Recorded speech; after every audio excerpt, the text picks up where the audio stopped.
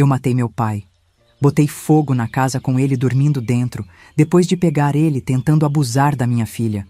A mesma menina que nasceu das noites de terror que vivi nas mãos dele. Sim, meu pai era o pai da minha filha, um segredo que carreguei como uma cicatriz invisível por toda a vida.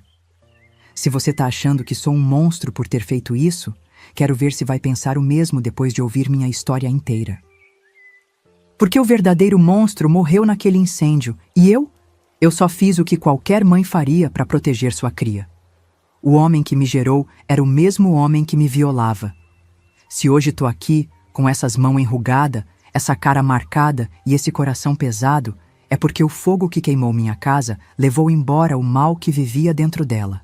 Eu, que por 60 anos guardei esse segredo, agora vou botar pra fora.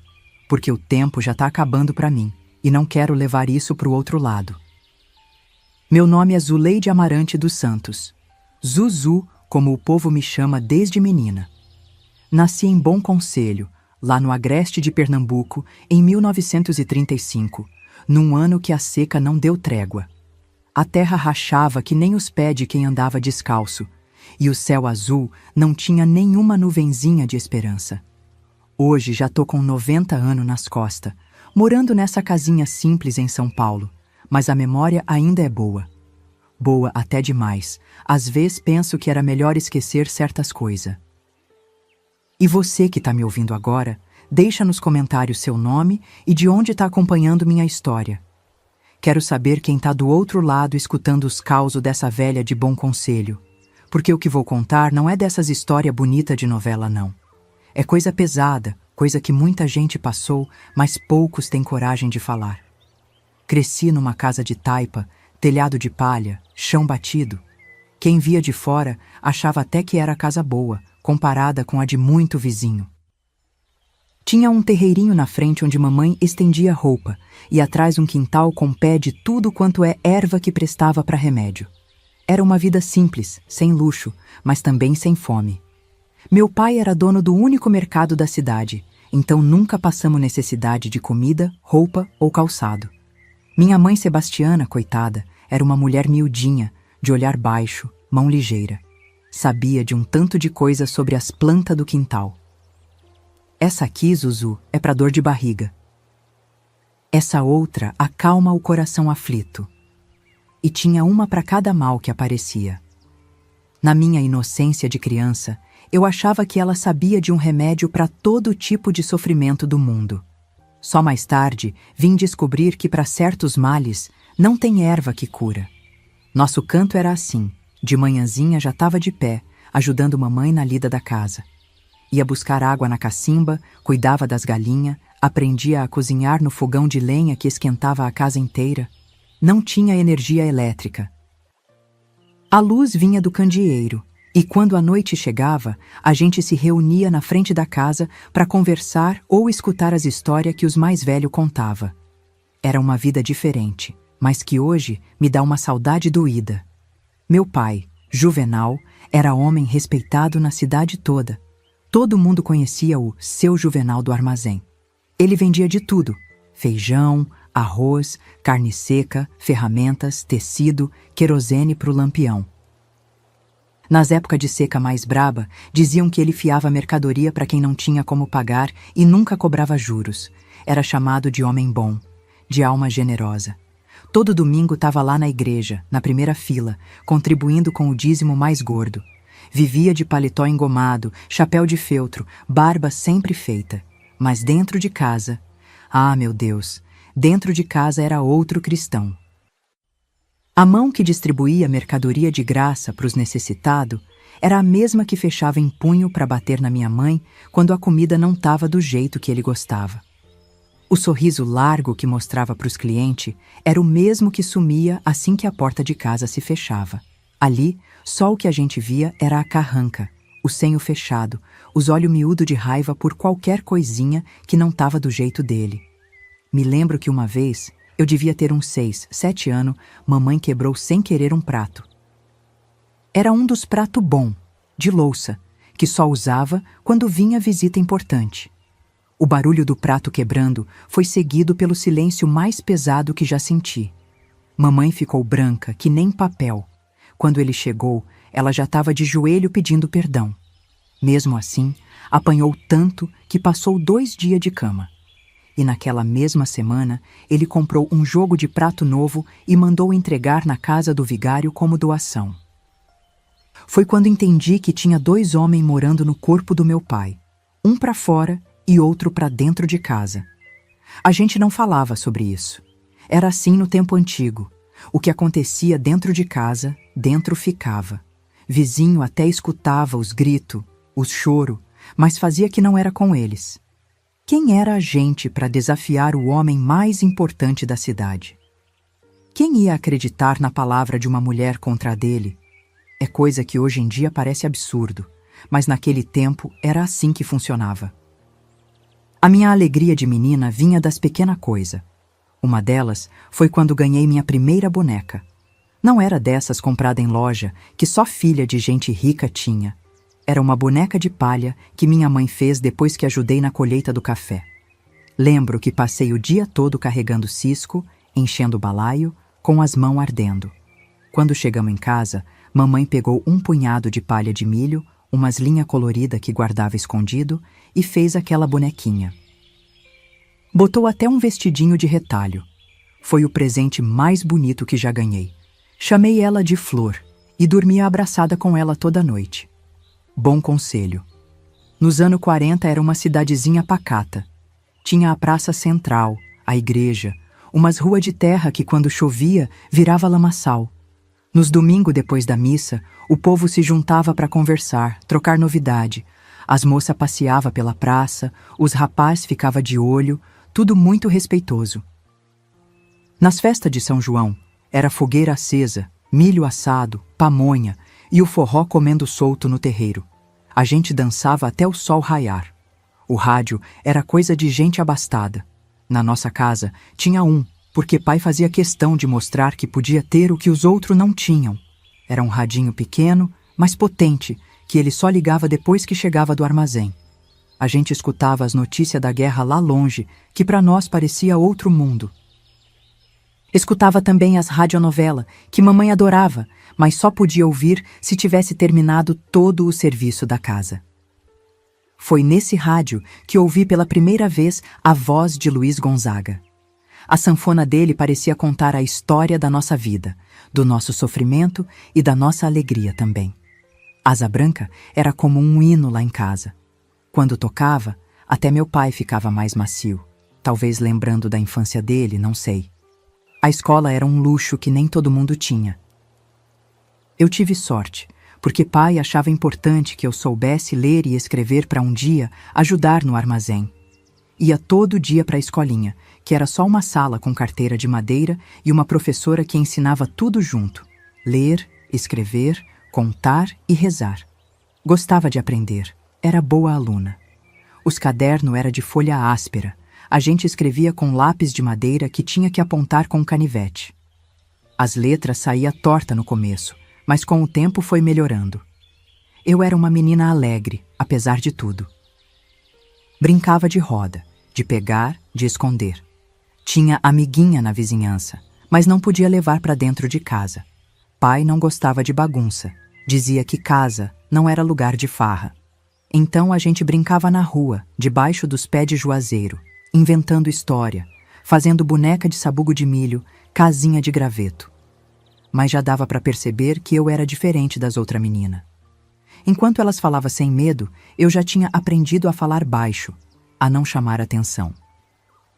Enquanto elas corriam sem pensar, eu já calculava cada passo, com medo de fazer barulho demais, de incomodar. Já tinha dentro de mim uma cautela que não era normal para uma criança. Como se já soubesse que o perigo morava dentro da minha própria casa. Lembro do dia que fiz 15 anos. Não teve festa, claro. Mas mamãe fez um bolo de milho escondido e me deu de presente um lencinho bordado por ela mesma. Foi nesse dia que notei pela primeira vez o jeito diferente que meu pai me olhava. Um olhar que me fez sentir suja sem saber por quê. Um olhar que começou a me perseguir, principalmente quando mamãe não estava por perto. Hoje, olhando para trás com os olhos de quem já viveu quase um século, vejo como a inocência é frágil. Como ela pode ser roubada num piscar de olho, sem que a gente tenha chance de lutar contra. Como a infância pode acabar antes mesmo da gente deixar de ser criança. E como o mal pode morar justamente em quem deveria nos proteger. Mas essa história ainda só está começando. O que veio depois foi o que moldou a mulher que me tornei, a mãe que fui e a velha que hoje conta essa história para vocês. Porque tem coisa que a gente guarda tanto tempo dentro da gente que quando finalmente sai, parece que está acontecendo tudo de novo. Mas espera lá, antes de ir direto pro pior, deixa eu contar como esse inferno começou a tomar forma. Foi devagarinho, sabe? Como cobra que vai se arrastando sem fazer barulho até dar o bote. Começou depois dos meus 15 anos. Já tinha virado moça, o corpo mudando, coisa que nem entendia direito porque ninguém explicava. Via as outras meninas cochichando, rindo e eu ali sem saber de nada. Foi nessa época que notei que o olhar do meu pai mudou. Num dia, era o olhar de sempre, aquele que eu conhecia desde pequenininha, às vezes bravo, às vezes indiferente. No outro, era um olhar que me atravessava, me deixava toda arrepiada, mas não de um jeito bom, não. De um jeito que me dava vontade de me esconder, de me cobrir toda, mesmo no calor danado de bom conselho. Quando ele me encarava assim, sentia como se tivesse nua no meio da rua. Minhas mãos começavam a suar frio e um nó se formava na minha garganta. Me lembro de uma noitinha, estava lavando os pratos depois da janta. Mamãe já tinha ido deitar com dor de cabeça. Sentia aquele olhar nas minhas costas. Quando virei, ele estava lá, parado na porta da cozinha, me olhando de um jeito que nunca tinha olhado. "Tá ficando uma moça bonita, Zuzu?" ele disse. A voz baixa, diferente. Me deu um calafrio que desceu pela espinha toda. Igualzinha sua mãe quando era nova. E passou a mão no meu cabelo, descendo até o pescoço, de um jeito que pai nenhum devia tocar numa filha. Saí correndo pro quarto e tranquei a porta, coisa que nunca tinha feito antes. Passei a noite acordada, com medo dele tentar entrar. A gente nunca falava dessas coisas lá em casa. Menina crescendo, corpo mudando, tudo era proibido de mencionar. Um dia vi uma mancha de sangue na minha calcinha e achei que ia morrer. Foi mamãe que me explicou, rápido e com vergonha, que isso era normal, que agora eu era moça feita e precisava ter mais cuidado. "Cuidado com quê?" perguntei. "Com os homens", ela disse, sem me olhar nos olhos. Achei que ela estava falando dos rapazes da rua, dos filhos do vizinho. Nunca passou pela minha cabeça que o perigo estava dentro da minha própria casa. Quando eu fiz 16 anos, as coisas pioraram. Meu pai começou a criar motivo para ficar sozinho comigo. Mandava a mamãe fazer compra longe, buscar alguma coisa no outro lado da cidade. Quando ela saía, ele vinha pro meu lado, ficava rondando, fazendo pergunta que me deixava sem jeito. Perguntava se eu já tinha namorado, se algum rapaz já tinha me beijado. Dizia que eu estava no ponto, palavras dele. Eu morria de vergonha, não sabia onde enfiar a cara. Aí veio a semana que mudou tudo. Uma prima distante de mamãe, que morava em Caruaru, mandou recado que estava doente, precisando de ajuda. Hoje sei que aquela tia nunca existiu. Foi invenção do meu pai para afastar mamãe de casa. Ele mesmo disse que ela precisava ir, que era obrigação de família. Arrumou carona, deu dinheiro para passagem, insistiu tanto que mamãe acabou indo. "Cuida bem da casa e do seu pai", ela me disse antes de partir. Se ela soubesse, ela nunca tinha viajado antes. Nunca tinha me deixado sozinha com ele. Na primeira noite sem ela, tranquei a porta do quarto como já tinha costume de fazer. Deitei vestida, não de camisola. Pus até o sapato, caso precisasse correr. Coloquei uma cadeira atrás da porta, apoiando na maçaneta. Mesmo assim, não consegui dormir. Ficava olhando para o teto, rezando todas as orações que sabia. De madrugada, escutei os passos dele no corredor. Pesado, arrastado. Escutei a maçaneta girando, de leve primeiro, depois com força. "Abre essa porta, Zuzu", ele disse baixinho. O coração quase pulava pela boca. Fingi que estava dormindo, não respondi. "Zuzu, Abre essa porta agora, senão vou derrubar. A voz dele foi ficando mais alta, mais brava. A cadeira tremia com ele forçando a porta. Rezei para São Francisco, para Nossa Senhora, para todo santo que conhecia. A cadeira não aguentou. Ele empurrou com força e entrou no quarto. O cheiro de cachaça invadia tudo. Que história é essa de trancar a porta? Na minha casa ninguém tranca a porta para mim. Tentei explicar que estava com medo, que tinha escutado barulho. Ele sentou na beirada da cama. Medo de quê? Do seu próprio pai? Naquela primeira noite, ele não fez nada. Só ficou lá, sentado, me olhando, passando a mão no meu cabelo, dizendo que eu parecia minha mãe quando era mais nova. Falava e bebia da garrafa que tinha trazido. Fiquei dura que nem pedra, sem respirar direito, esperando ele sair. Quando finalmente saiu, chorei baixinho até o sol nascer. Na segunda noite, ele voltou. Dessa vez, já não tinha trancado a porta. Sabia que não ia adiantar. Ele entrou, já cambaleando de bebida. Sua mãe nunca mais vai ser a mesma, ele disse.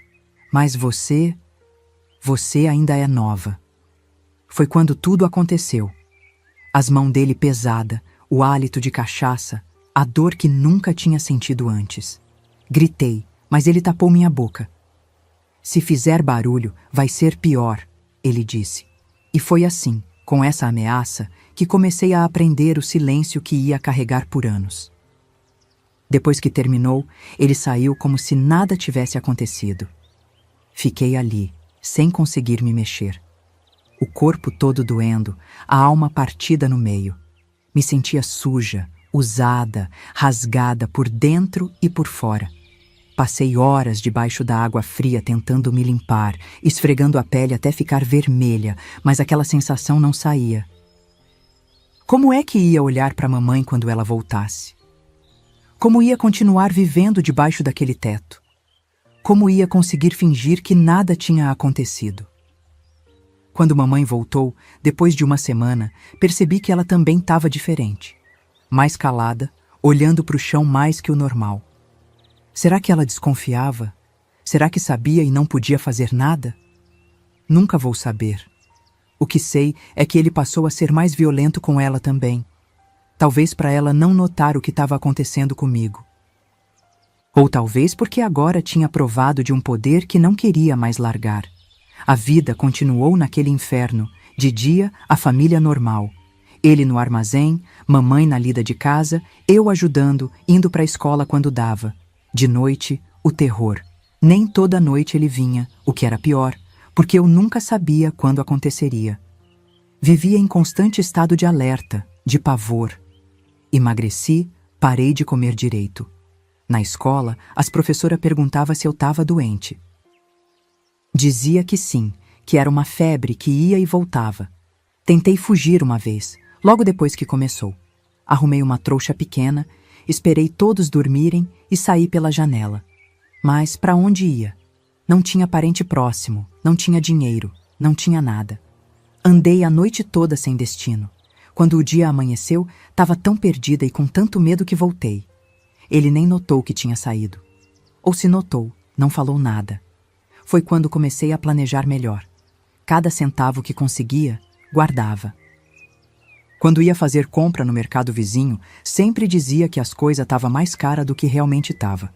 A diferença ia para minha economia. Achei uma lata de leite em pó vazia, daquelas que vinha de presente de Natal. Guardava as moedas ali e enterrei debaixo do pé de pitanga no fundo do quintal. Cavava, guardava o dinheiro, tampava de novo. Só eu sabia daquele esconderijo. Tentei pedir ajuda uma vez. Fui na igreja confessar. Achei que o padre ia me ajudar, que ia acreditar em mim. Ajoelhei no confessionário e contei tudo, chorando baixinho para ninguém mais ouvir. O padre ficou em silêncio um tempo. Depois disse que eu devia estar confundindo as coisas, que um homem respeitado como meu pai jamais faria isso com a própria filha, que era pecado inventar história assim, que eu devia me confessar desse pecado e rezar 10 Ave Maria como penitência. Saí dali pior do que entrei. Depois descobri que o padre e meu pai eram amigos de longa data. que jogava carta junto todo sábado, que meu pai doava mais que qualquer um para a igreja. Como é que ele ia acreditar na palavra de uma menina contra o maior benfeitor da paróquia?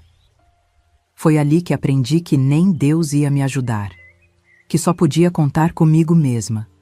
Os meses viraram 1 ano, 2 anos naquele inferno. Eu já tinha feito 18, já era considerada adulta. Minha lata enterrada já tinha um dinheirinho bom guardado.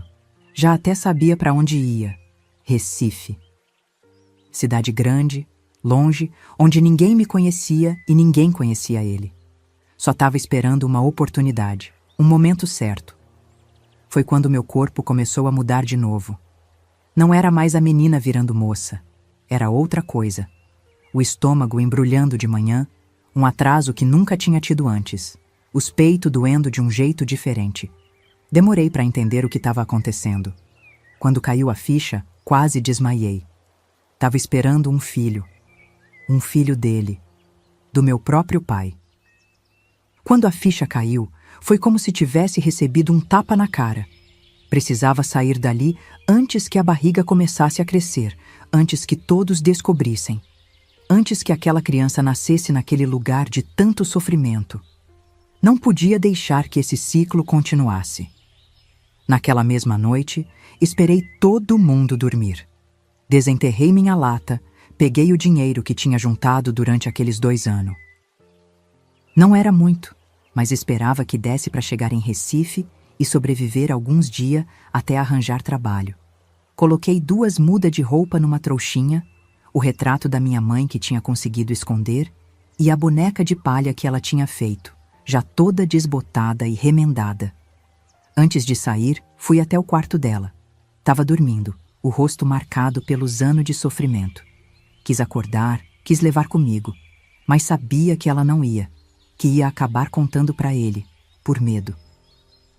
Ou pior, que ele ia nos encontrar e trazer de volta, e aí o castigo ia ser pior. Beijei a testa dela de leve, pedi perdão em silêncio por deixar ela para trás e saí sem olhar para trás. Peguei carona com um caminhoneiro que levava carga para a capital. Um homem de idade que olhou para mim com um olho de pai, não de predador. Inventei uma história de que ia encontrar meu noivo, que tinha arrumado trabalho em Recife e mandou me buscar. Ele acreditou, ou fingiu acreditar. Me deixou no centro da cidade, me desejou boa sorte e seguiu seu caminho. E lá estava eu, com 18 anos, grávida, sozinha numa cidade grande que nunca tinha visto antes. Com medo, mas também com um sentimento novo. Liberdade. Pela primeira vez em anos, não precisava olhar por cima do ombro, não precisava dormir com um olho aberto. Podia respirar sem sentir aquele peso no peito. Sabe, contar essa história não é fácil para mim. Se você está se sensibilizando com o meu relato, considere fazer uma contribuição pelo Valeu Demais do YouTube. É aquele botãozinho com o cifrão embaixo do vídeo. Qualquer valor ajuda o canal Vovós do Brasil a continuar trazendo histórias reais como a minha. É só clicar no botão, escolher o valor e confirmar. Esse dinheirinho vai direto para manter essas histórias vivas. Agradeço demais se puder ajudar. Mas minha história não termina com essa fuga, não. O destino tinha outros planos para mim em Recife. E foi lá, naquela cidade grande e assustadora, que comecei a aprender que a vida podia ser mais que dor e sofrimento. Que existia gente boa nesse mundo também. Que nem todo homem era como meu pai. E que eu, apesar de tudo que tinha passado, ainda podia construir alguma coisa que valesse a pena. Recife me recebeu com seus braços abertos, mas também com sua dureza. Era 1953, e aquela cidade grande me engoliu como se eu fosse nada. Barulho, gente por todo lado, movimento que nunca tinha visto antes. Cheguei com minhas trouxinhas, meu dinheirinho contado e uma barriga que ainda não mostrava, mas já carregava um peso que nem sabia como ia aguentar. Andei por horas naquele primeiro dia, sem saber para onde ir. O dinheiro que tinha juntado de repente pareceu tão pouco. Como é que ia pagar um lugar para dormir, comida e ainda guardar para o bebê que estava por vir? Passei na frente de umas pensão, mas os preços me assustaram. Acabei dormindo naquela primeira noite num banco de praça, com a trouxinha de roupa servindo de travesseiro e o terço da minha mãe apertado na mão. Rezei, não sei nem para quem, já que tinha aprendido da pior forma que nem Deus estava do meu lado. No dia seguinte, com fome e cansada, comecei a procurar trabalho. Ia de porta em porta, de loja em loja. Tem serviço para moça? Eu perguntava. Mas quem ia dar emprego para uma menina de interior, sem referência, sem experiência de nada? As portas iam se fechando, uma por uma. Já estava quase desistindo quando vi uma placa. Precisa-se de ajudante na loja de tecidos. Foi assim que conheci Severino. Um homem já de seus 50 anos, cabelo grisalho nas têmporas, jeito calmo de falar. Dono de uma lojinha de tecido no centro de Recife. Quando entrei, ele estava atendendo uma cliente, mostrando uns tecidos coloridos.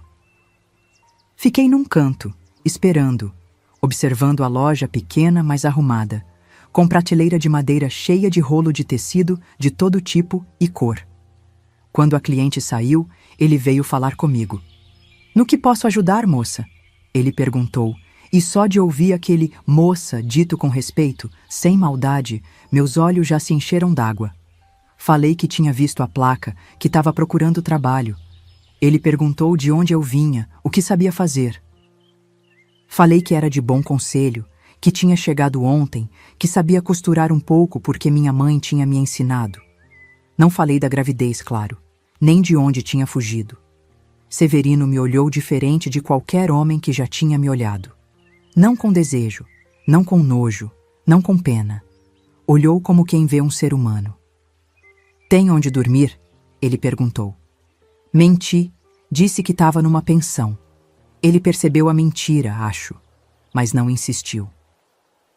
Disse que podia começar naquele mesmo dia, que me pagaria por semana e que atrás da loja tinha um quartinho onde eu podia ficar, se quisesse.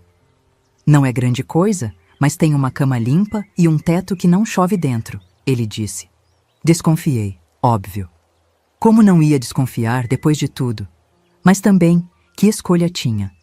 Aceitei o trabalho, agradeci e comecei naquela mesma hora.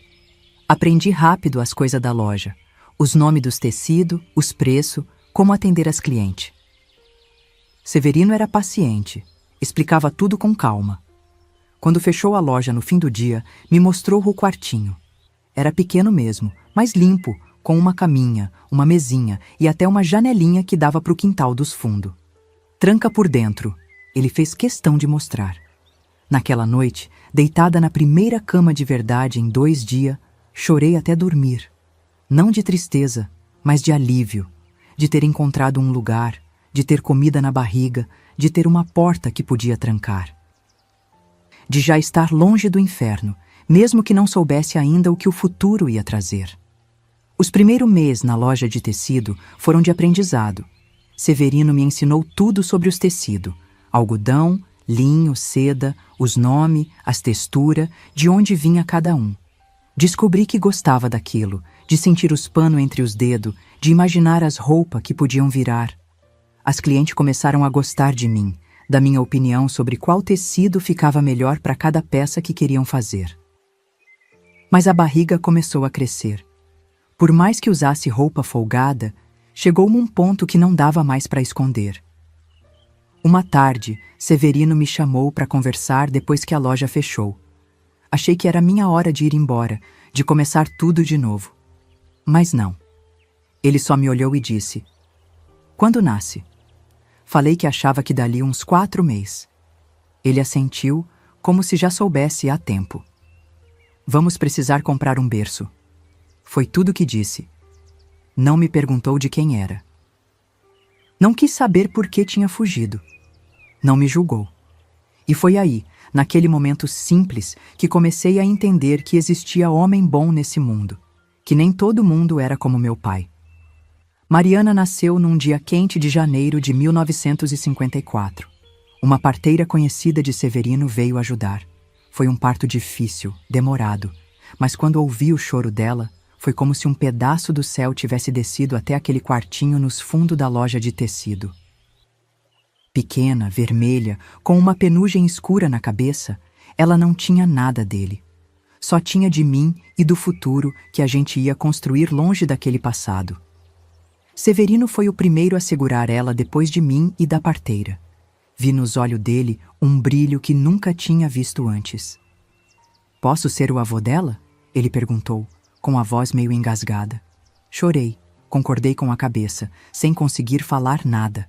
A família que nunca tive estava começando a nascer ali. Os anos seguintes foram de trabalho duro, mas também de uma paz que nunca tinha conhecido. A loja ia bem, Mariana crescia forte e alegre. Severino era mais que patrão, mais que amigo. Era como um pai que nunca tive, um avô coruja para Mariana. Fomos ficando mais próximo, de um jeito natural, respeitoso. Ele me contou da esposa que tinha morrido há anos, dos filhos que nunca pôde ter. Eu nunca contei meu passado inteiro, mas acho que ele desconfiava. Algumas noites, acordava gritando com pesadelo, e ele vinha ver se estava tudo bem, sempre respeitando meu espaço, nunca entrando no quarto sem pedir. 4 anos depois que cheguei, Severino me pediu em casamento. Não foi romântico como nos livros, foi simples, prático, verdadeiro. A gente já é família, Zuzu, por que não oficializar? Aceitei, não por amor de romance, mas por amor de companheirismo, de respeito, de gratidão. Ele sabia que nunca ia me ter como homem tem mulher. Eu não conseguia, o corpo travava, a lembrança voltava. Ele nunca reclamou, nunca cobrou. O casamento nosso era de companhia, de criar Mariana junto, de cuidar um do outro. Foi com ele que aprendi de verdade a costurar. Nas horas vagas, quando a loja estava mais calma, ele me ensinou os pontos, os acabamentos, como fazer molde. Logo, comecei a fazer peça por encomenda. As clientes da loja viam os vestidos que eu fazia para Mariana e queriam igual. Assim começou um negócio dentro do outro. A loja vendia os tecidos e eu transformava eles em roupa. Mariana crescia esperta, curiosa. Era a alegria da nossa vida. Com 6 anos já ajudava na loja, encantando as clientes com seu jeito falante. Ia para a escola, aprendia rápido, tinha amiguinho. A vida que eu sonhei para ela quando fugi de Bom Conselho estava se realizando. Ela nunca perguntou do pai e eu nunca falei. Quando outras crianças falavam dos pais delas, ela dizia que o dela tinha ido para o céu, mas que tinha um avô que valia por 2. Mas a felicidade nunca é completa nessa vida, né? Quando Mariana fez 7 anos, Severino começou a tossir. No começo, a gente achou que era só uma gripe, dessas que passa. Mas não passou. Foi piorando, ele foi emagrecendo, a tosse virou uma coisa seca, que rasgava o peito. O médico veio, examinou e saiu com cara fechada. Era tuberculose, já avançada. Naquela época, não tinha os remédios de hoje. Era quase uma sentença. Durante quase 2 anos, cuidei dele como pude. Mantinha a loja funcionando de dia, cuidava dele de noite. Mariana, mesmo pequena, ajudava como podia. Ele foi definhando aos poucos, aquele homem forte que tinha me acolhido virando pele e osso na minha frente. Nos últimos meses, já não levantava da cama. Mesmo assim, queria saber da loja, de Mariana, das encomendas de costura. A última noite dele foi calma. Estava sentada do lado da cama, costurando à luz do candeeiro. Ele chamou meu nome, bem baixinho. Quando cheguei perto, ele segurou minha mão com a pouca força que tinha.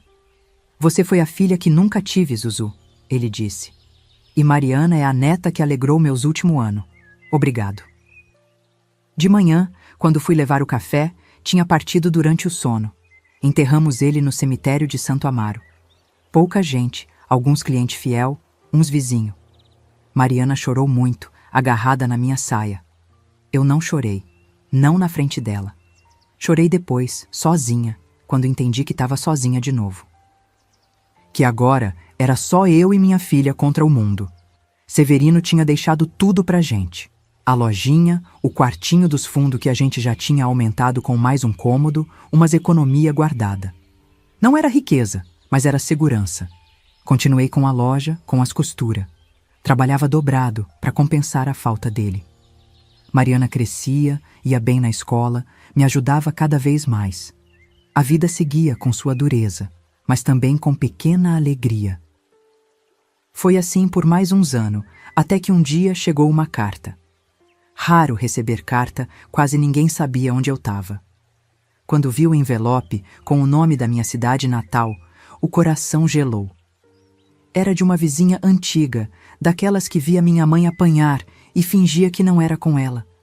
Dizia que minha mãe estava muito doente, desenganada pelos médicos, que vinha definhando há mês com um problema no fígado, que perguntava por mim nos momentos de lucidez, que queria me ver uma última vez antes de partir. Li e reli aquela carta 1000 vezes. 12 anos tinha se passado desde que fugi. 12 anos sem notícia, sem saber se minha mãe estava viva ou morta. E agora isso. Como é que voltava para um lugar de onde tinha fugido com tanto desespero? Como encarava de novo aquele homem que tinha destruído minha infância, minha inocência? Será que ele ainda estava vivo? A carta não mencionava ele, só falava da minha mãe. Passei dias sem dormir, pensando. Mariana, já com seus 9 anos, percebia que algo estava errado. "Que foi, mãe?" ela perguntava, com aqueles olhos grandes que enxergavam tudo.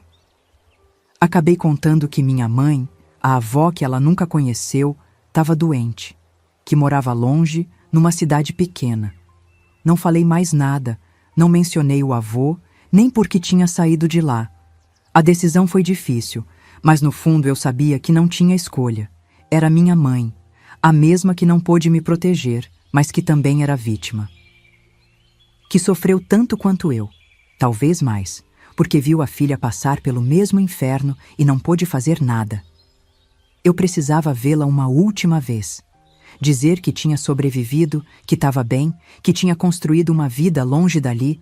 Mostrar Mariana, a neta que ela nunca conheceu. E tinha outra coisa, que nem admitia para mim mesma. Uma parte de mim achava que depois de tanto tempo, as coisas tinham mudado. Que meu pai, já velho, talvez tivesse se arrependido. Ou pelo menos, que não representava mais perigo. Que eu, adulta, mãe, não era mais aquela menina indefesa. Que podia enfrentar o passado sem ser destruída por ele. Como fui ingênua. Arrumei as coisas, passei a loja para os cuidados de uma funcionária de confiança que tinha contratado há alguns anos. Expliquei que ia visitar minha mãe doente, que voltaria logo. Peguei o dinheiro que tinha guardado, comprei passagem de ônibus e lá fomos nós, eu e Mariana, de volta para o lugar de onde tinha jurado nunca mais voltar. A viagem foi longa, cansativa. Mariana, animada com a aventura de conhecer a avó, não parava de fazer perguntas sobre como era Bom Conselho, como era minha mãe, como era a casa onde cresci. Respondia o que podia, inventava o que não podia contar. Por dentro, o medo ia crescendo a cada quilômetro que passava. O que ia encontrar? Como ia ser voltar para aquela casa? E se ele ainda fosse o mesmo monstro? Olha, tenho 90 anos e ainda tenho coragem de contar essa história toda. Será que você tem coragem de ao menos apertar esse botãozinho de curtir aí embaixo? Duvido que consiga. Vamos ver se você é corajoso como essa velha aqui. Tá esperando o quê? Aperte logo esse botão. Quando o ônibus chegou em Bom Conselho, era fim de tarde. A cidade tinha mudado pouco. As mesma rua, a mesma praça, a mesma igreja. Só que agora, tudo parecia menor, mais apertado do que na minha lembrança. As pessoas olhavam pra gente com curiosidade. Uma mulher e uma menina desconhecida, com mala, chegando de ônibus, novidade na cidade pequena. Peguei Mariana pela mão e caminhei em direção à casa onde nasci. Cada passo era um tormento. O coração batendo tão forte que achei que ia saltar pela boca. E foi assim, com medo mas determinada, que voltei para o cenário dos meus pesadelos, sem imaginar que o pior ainda estava por vir. A casa continuava lá, do mesmo jeito que lembrava. Mais velha, mais desbotada, mas ainda era a mesma casa que povoava meus pesadelos. Parei na frente do portãozinho de madeira, segurando firme a mão de Mariana, sem coragem de entrar. Foi quando a porta se abriu e ele apareceu. Meu pai. Juvenal. Mais velho, mais curvado, o cabelo todo branco, mas com os mesmo olho. Aqueles olhos que me perseguiam até em sonho. Quando me viu, ficou parado, como se tivesse visto uma assombração. Talvez fosse isso mesmo que eu era para ele. Um fantasma do passado que voltava para cobrar. Zuzu? Ele perguntou, a voz mais rouca do que lembrava. Assenti com a cabeça, sem conseguir falar. Foi quando ele notou Mariana, parada do meu lado. Os olhos dele foram dela para mim, de mim para ela, como se estivesse calculando o tempo, juntando as peças do quebra-cabeça. Vi um brilho de reconhecimento naquele olhar que me deu um arrepio na espinha. Vim ver, mamãe, consegui dizer finalmente. Soube que ela tá doente. Ele continuou parado, me encarando, depois deu um passo pro lado. Entra, foi tudo que disse. Entrar naquela casa foi como voltar no tempo. O mesmo cheiro, os mesmos móveis simples, até o rangido do assoalho parecia o mesmo. Só uma coisa era diferente. Agora eu não era mais aquela menina indefesa. Era uma mulher feita, mãe, dona do meu próprio negócio. Mesmo assim, senti o corpo todo tenso, como se estivesse me preparando para fugir a qualquer momento. Ele nos levou até o quarto dos fundos, onde minha mãe estava. O choque de vê-la assim quase me derrubou. Sebastiana, que sempre foi magra, agora era pele e osso. O rosto encovado, os olhos sem brilho, o cabelo branco e ralo. Parecia bem mais velha do que devia ser. A doença tinha comido ela por dentro, mas não era só isso.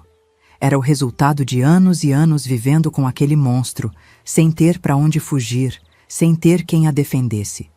Quando me viu, os olhos dela se encheram de lágrima. Tentou levantar da cama, mas não tinha força. Corri até ela, ajoelhei do lado da cama, peguei aquelas mãos frias e ossudas entre as minhas. Mãe, foi só o que consegui dizer antes de desabar em choro. Mariana ficou parada na porta, assustada com aquela avó que parecia mais um esqueleto que gente. Chamei ela para perto, apresentei. Essa é sua neta, Mariana. Minha mãe estendeu a mão trêmula, tocou o rosto dela de leve. Tão bonita, ela sussurrou. Tão parecida com você. Não disse mais nada, mas seus olhos falavam tudo o que precisava ser dito. Perdão, saudade, amor. Meu pai ficou observando a cena da porta, em silêncio. Senti o olhar dele nas nossas costas o tempo todo, como se estivesse avaliando, planejando. Foi quando decidi que não ficaria naquela casa. Não podia. Vamos procurar uma pensão na cidade, falei, já juntando nossas malas. Não tem pensão aqui, ele disse, e sua mãe quer você por perto. Olhei para ela, que segurava minha mão com o pouco de força que tinha. Tava encurralada. Como deixar ela sozinha com ele nos últimos dias de vida? Como ficar ali, com Mariana, sabendo do perigo que ele representava? Acabamos ficando. Não tinha escolha. Arrumei o quarto onde cresci para mim e Mariana. Tranquei a porta durante a noite, coloquei uma cadeira na maçaneta, igual fazia quando menina. Dormimos as duas na mesma cama, ela abraçada comigo, sem entender por que eu passava a noite toda acordada, vigilante. Os primeiros dias foram de tensão constante.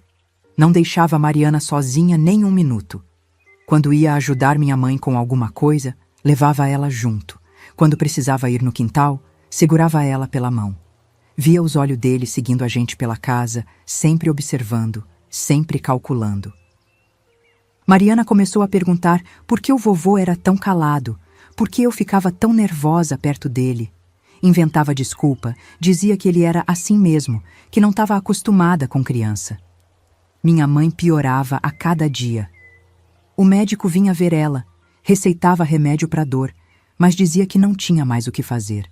Era questão de tempo. Uma tarde, os remédios acabaram. Ela gemia de dor, se contorcia na cama.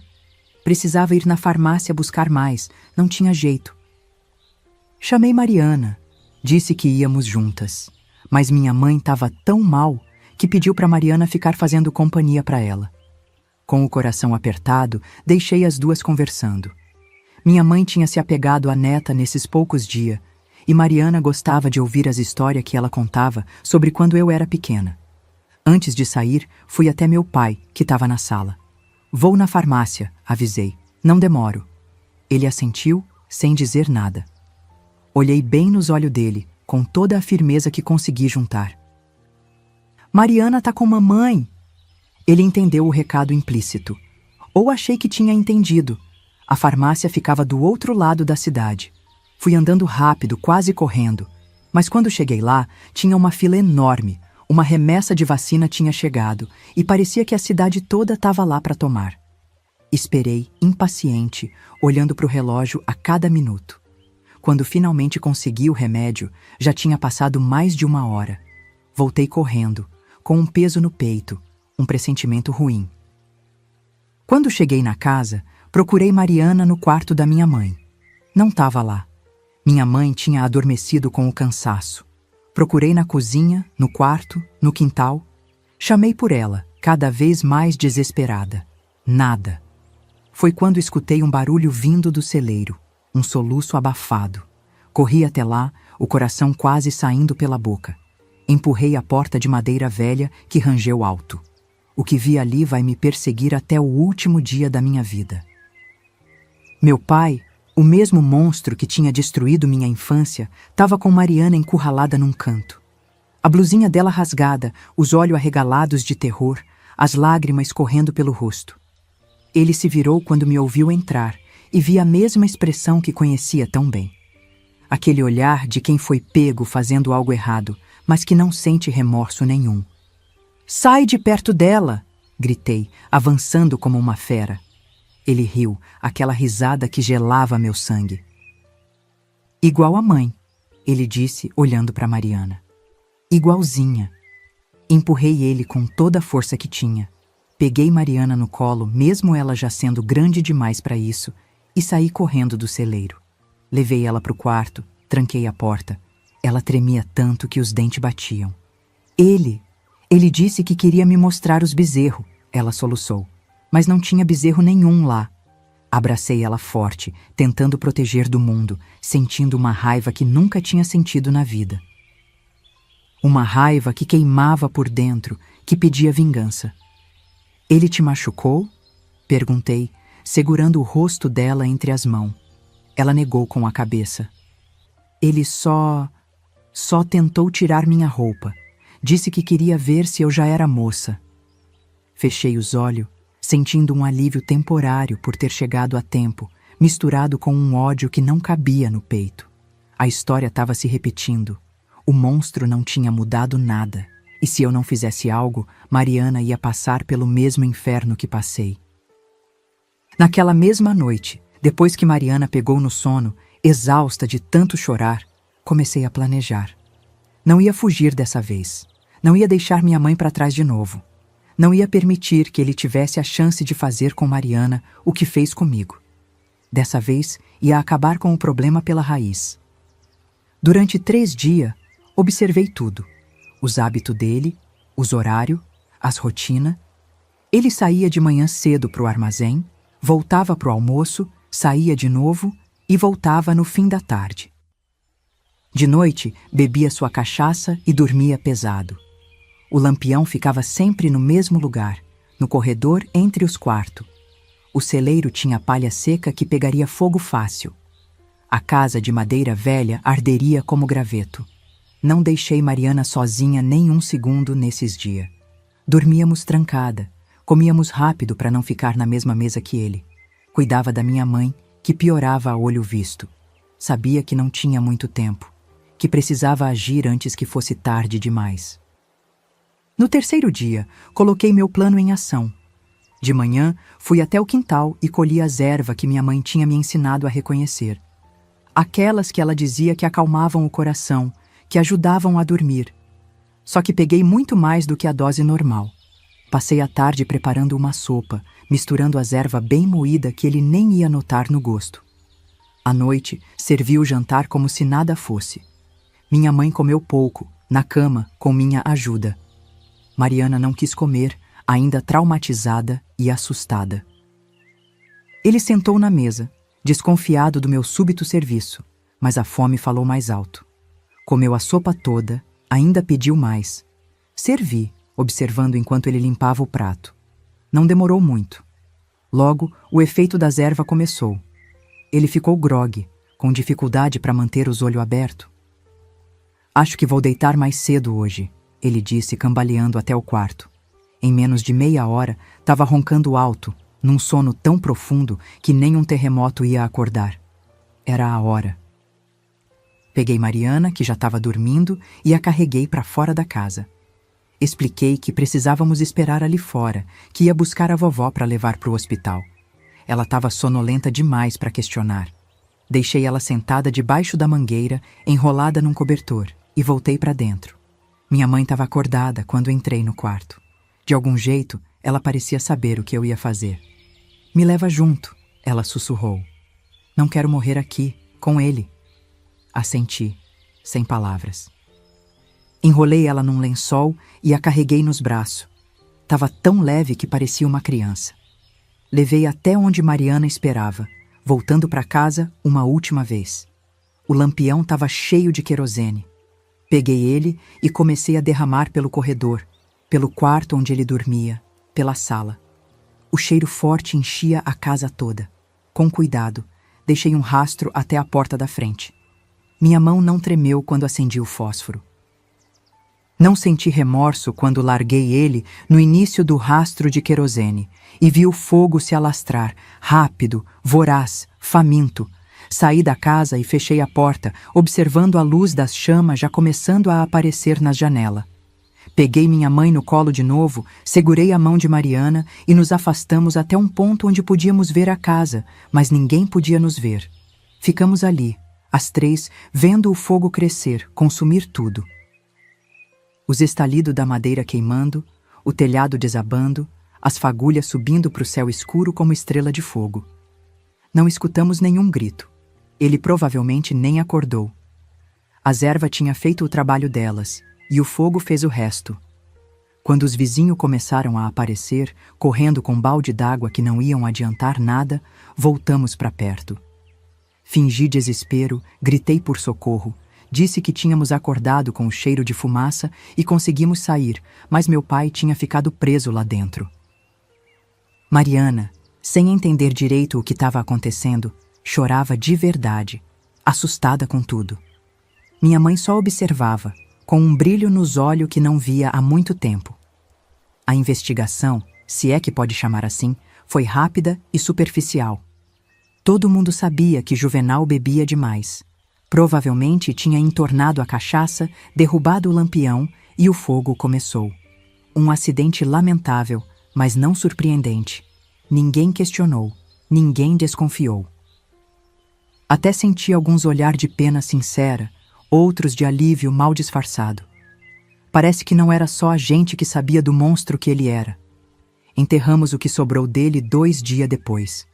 Um caixão fechado, umas palavras do padre, e foi isso. Ninguém chorou. Nem eu, nem minha mãe, muito menos Mariana. A cidade inteira fingiu lamentar, mas senti que muita gente respirou aliviado quando aquele caixão desceu na terra. Minha mãe viveu só mais uma semana depois do incêndio. Mas foi uma semana diferente de tudo que ela tinha vivido nas últimas décadas. Liberta do monstro, cercada pela filha e pela neta, ela pareceu encontrar paz. Quando fechou os olhos pela última vez, tinha um meio sorriso no rosto. Vocês acham que fiz errado ao tomar essa decisão tão drástica? O que teriam feito no meu lugar, vendo a história se repetir com sua filha? Me contem nos comentários se teriam coragem de fazer o mesmo. Vendemos o que restou da propriedade, o armazém que não tinha pegado fogo, o terreno, e voltamos para Recife. Mariana nunca soube o que realmente aconteceu naquela noite. Pelo menos, não naquela época. Contei a ela, anos mais tarde, quando já era adulta, e precisava entender por que tinha tanto pesadelo, tanto medo, que nem ela mesma compreendia. Vivi 60 anos com esse segredo guardado. Nunca me arrependi do que fiz. Nunca senti culpa. O fogo que consumiu aquela casa levou embora mais que um monstro. Levou o ciclo de abuso que podia ter continuado por gerações. Foi o fogo purificador, que às vezes é a única forma da justiça chegar onde a lei não alcança. Mas a vida que começou depois daquele incêndio, essa foi bem diferente. Porque quando as cinzas esfriaram, quando o luto da minha mãe passou, quando voltamos para Recife com o dinheiro da venda, foi que pude finalmente começar a viver de verdade. Sem medo, sem pesadelo, sem olhar por cima do ombro. Voltamos para Recife depois do enterro da minha mãe com uma trouxa de roupa e o dinheiro da venda do armazém e do terreno. Não era uma fortuna, mas era mais do que eu jamais tinha visto junto na vida. Mariana, coitadinha, estava quieta demais, os olhos sempre assustados, pulando a cada barulho mais alto. O que tinha acontecido no celeiro, mesmo que eu tivesse chegado antes do pior, tinha deixado marca. E o incêndio, o enterro do avô que mal conheceu, a morte da avó que acabara de encontrar, era demais para uma criança. A primeira coisa que fiz quando chegamos foi procurar a velha funcionária que tinha deixado cuidando da lojinha de tecido. Mas encontrei a porta fechada com uma placa de vende-se. O coração apertou. Ela tinha vendido tudo, sumido com o dinheiro. Tive vontade de chorar, de gritar. Ali tinha tudo que Severino tinha construído, as memórias boas que a gente tinha feito. Mas olhei para Mariana, para o rostinho dela ainda marcado pelo medo, e engoli o choro. Não podia desabar, não agora. Foi quando resolvi que precisávamos de um recomeço de verdade. Longe de bom conselho, claro, mas também longe de Recife, das lembranças, de tudo que pudesse ligar a gente ao passado. Ouvia falar que em São Paulo tinha trabalho sobrando, que as fábricas estavam contratando, que era a cidade que mais crescia no Brasil. Não pensei duas vezes. Vendemos a lojinha fechada por menos do que valia. Juntei com o dinheiro que já tinha, comprei passagem de trem e lá fomos nós, eu e Mariana, para a maior aventura das nossas vidas. A viagem foi longa, cansativa. 3 dias sacolejando em banco duro, comendo marmita fria, dormindo sentada com Mariana no colo. Mas cada quilômetro que o trem avançava era 1 quilômetro mais longe do pesadelo, mais perto de uma vida nova. São Paulo me assustou de primeira. Tanta gente, tanto barulho, tanto de tudo. Recife já era grande para os meu padrão, mas São Paulo era outro mundo. Descemos na Estação da Luz, no meio daquela confusão de gente indo e vindo, o barulho dos trem, os pregão dos vendedor ambulante. Mariana apertou minha mão com força, tão perdida quanto eu. Os primeiros dias foram difíceis. Ficamos numa pensão barata no Brás, um quarto pequeno com 2 camas estreitas. Saía todo dia procurando trabalho, levando Mariana junto porque não conhecia ninguém com quem deixar ela. Ia de porta em porta, de fábrica em fábrica, sempre com a mesma resposta: não tem vaga. Ou pior, tem vaga, mas não pode trazer criança. O dinheiro ia acabando, a esperança também. Foi quando um dia, passando na frente de uma fábrica de roupa na José Paulino, vi um cartaz. Precisa-se de costureira com experiência. Entrei, ainda segurando Mariana pela mão. O gerente, um homem baixinho de bigode fino, me olhou de cima a baixo, depois olhou para a menina. Não pode trazer criança para o trabalho, ele disse antes mesmo de eu abrir a boca. Sei fazer qualquer tipo de costura, falei, desesperada. Trabalhei com roupa sob medida por anos, posso mostrar. Ele hesitou, me estudando. E a menina? Mariana, que sempre foi mais esperta que criança normal, deu um passo à frente. Eu fico quietinha, moço, não atrapalho nada. Até posso ajudar a separar linha, sei todas as cores. Alguma coisa no jeito dela, naquela determinação de criança querendo ajudar a mãe, amoleceu o coração do homem.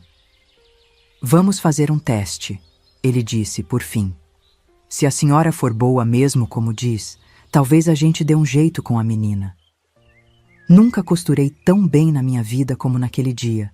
Minhas mãos voavam na máquina, fazendo ponto perfeito, acabamento que nem as costureiras mais antigas conseguiam fazer.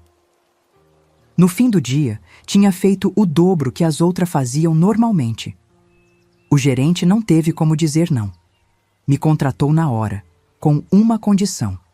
Mariana podia ficar, desde que ajudasse com coisa pequena e não atrapalhasse a produção. Foi assim que começamos nossa vida em São Paulo. Eu na máquina de costura o dia todo, Mariana sentada num cantinho separando botão, linha, enchendo bobina. Ganhava por peça, então quanto mais costurava, mais levava para casa. Trabalhava feito louca, muitas vezes ficando depois que todo mundo saía, fazendo hora extra que ninguém queria fazer. Com o primeiro salário, aluguei um quartinho melhor, num cortiço perto da fábrica. Não era luxo, mas era nosso. Tinha uma cama de casal onde dormíamos juntas, um fogãozinho de 2 bocas, uma mesinha com 2 bancos. Pelas paredes finas, escutava os vizinhos brigando, os bebês chorando, a vida acontecendo ao redor. Mas pela primeira vez, me senti segura.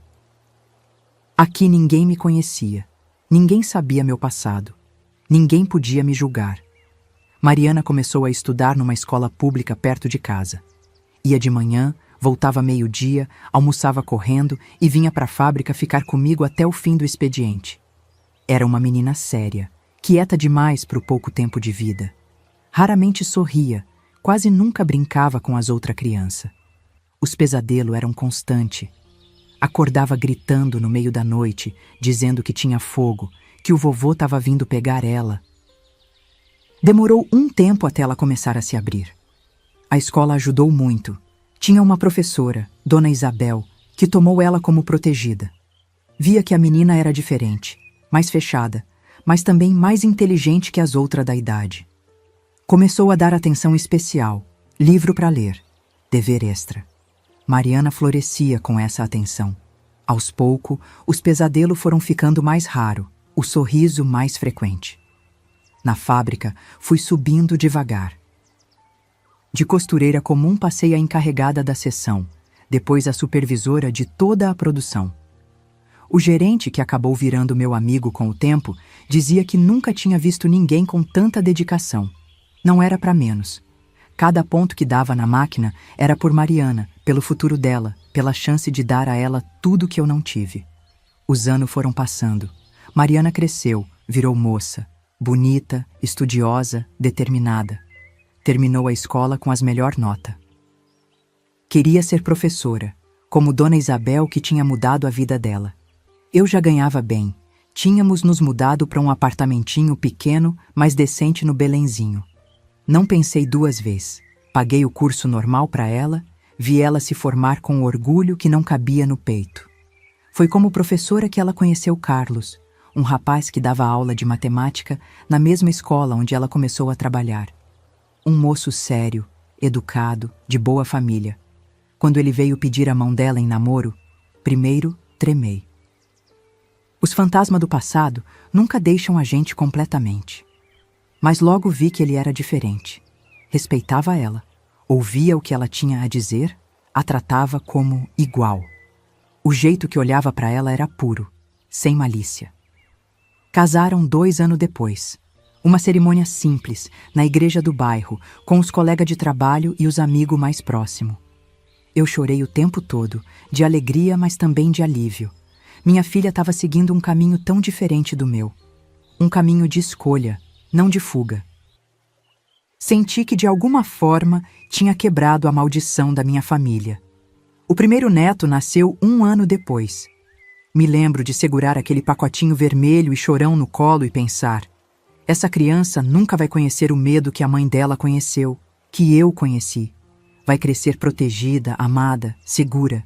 Depois dele vieram mais 2, um casal de gêmeo. A família crescia, saudável, feliz, normal. Tudo o que sempre quis e nunca achei que fosse possível. Me aposentei da fábrica depois de 25 anos de serviço. Tinha economizado o bastante para viver com conforto, sem luxo, mas sem preocupação. Comprei uma casinha pequena no mesmo bairro onde Mariana morava com a família. Um lugar só meu, com um quintalzinho onde plantava as mesmas ervas que minha mãe me ensinou a conhecer. Só que agora eram apenas para chá, para tempero, para coisa boa.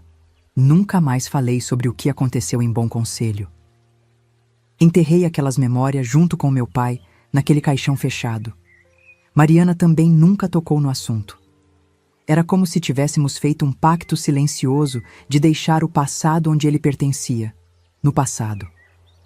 Só quebrei esse silêncio uma vez, quando Mariana já tinha seus 40 e poucos anos. Ela veio me visitar sozinha, coisa rara, já que sempre trazia os filhos junto. Sentou na minha cozinha tomando café e de repente começou a chorar. Contou que estava tendo pesadelo de novo, depois de tanto tempo. Sonhava com fogo, com um celeiro, com coisa que não entendia direito. Foi nesse dia que contei tudo, do começo ao fim. Dos abusos que sofri, da gravidez, da fuga. Expliquei que ela era fruto daquele horror, mas que isso nunca, jamais tinha diminuído o amor que sentia por ela. Contei do celeiro, do que quase aconteceu, e sim, do incêndio que não foi acidente. Ela escutou tudo em silêncio, as lágrimas correndo pelo rosto. Quando terminei, achei que ela ia me julgar, que ia se afastar, mas ela só levantou, me abraçou mais forte do que nunca e disse: "Obrigada por me salvar, mãe. Obrigada por ter coragem que eu nunca teria."